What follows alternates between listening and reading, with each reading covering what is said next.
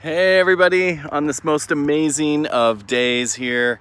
It's like 55 degrees out today, and I'm just out here checking on my girls. Just check them out. Here they go, in and out, and they're doing all right. They got some issues, and oh look, here's a little girl right here. She's trying to get back.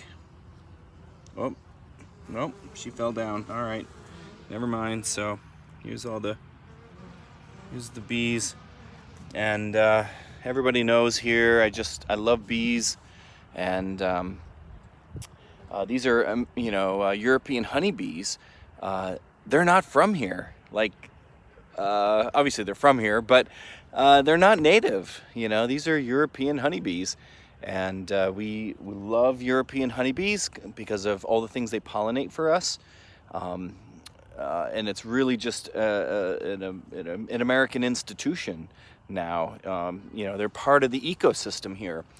And we love them, and we love harvesting their honey. I don't know if any of you guys ever tried this, but I stopped using sugar, and I put honey right in my coffee, or any kind of flavoring like that is just honey. Right there's gangsta. And so yeah, we just love the honeybees.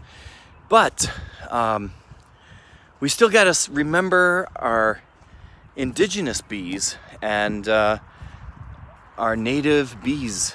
How do we support our native bees here? And that's an important thing to ask too, because for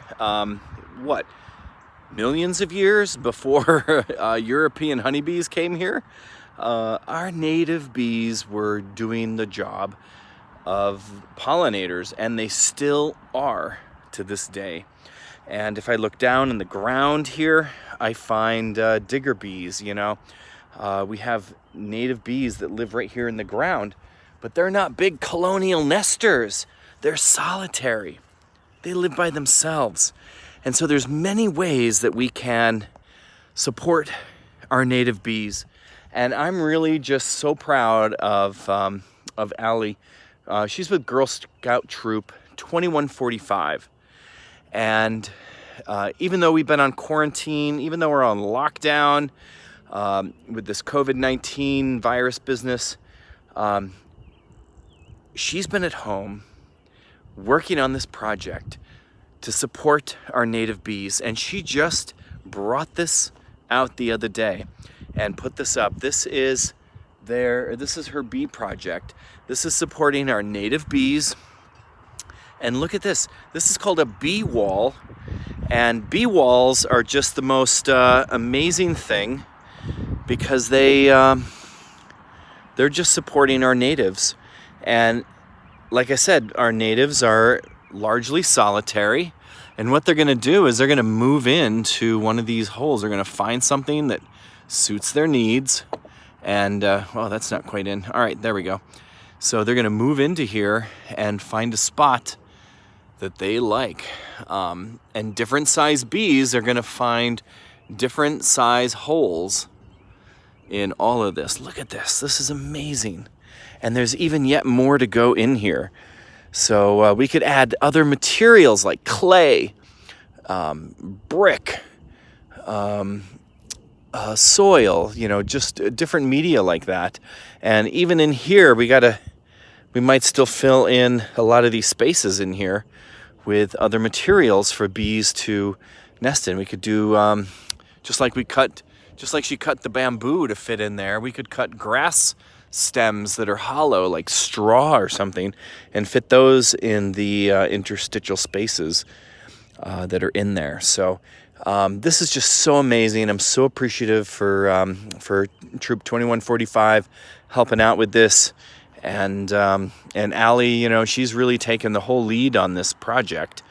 Oh, look at that! Even up here on the top, she built in a butterfly house up here on the top.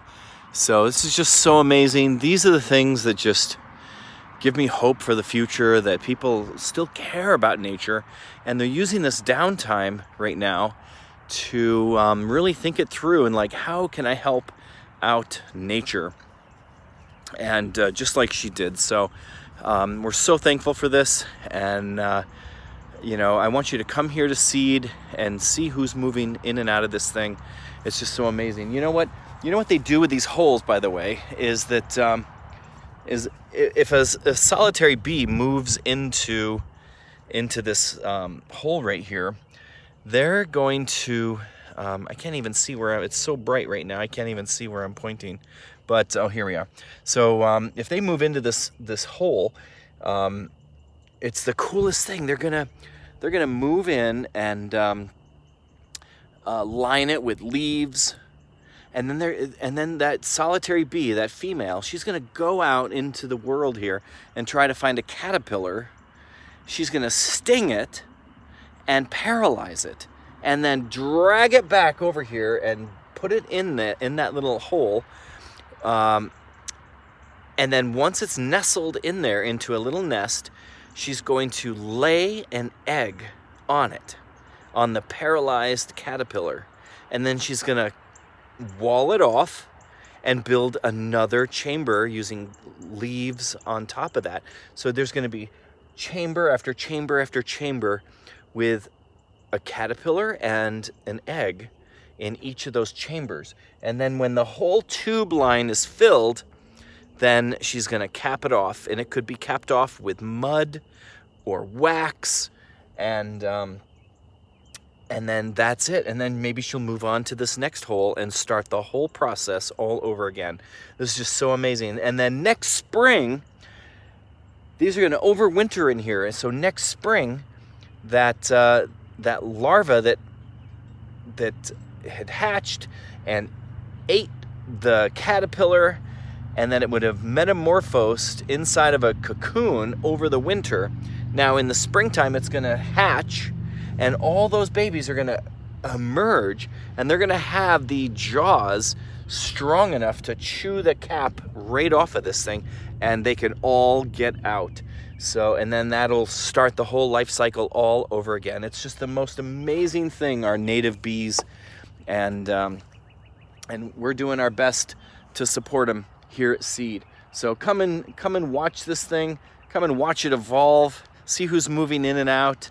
It's not a danger, and it's really just quite fascinating. You might even be able to stand in front of this wall for an hour and barely see one bee. They're small, they're teeny, they're inobtrusive, and frankly, some of them are quite beautiful, like the sweat bee and stuff like that. They're iridescent green and purple. So enjoy. Hopefully you'll do something like this at your own home, and otherwise come here to CEED and enjoy ours, or our honeybees as well. Be well. This is Ranger Eric. I'll see you next time.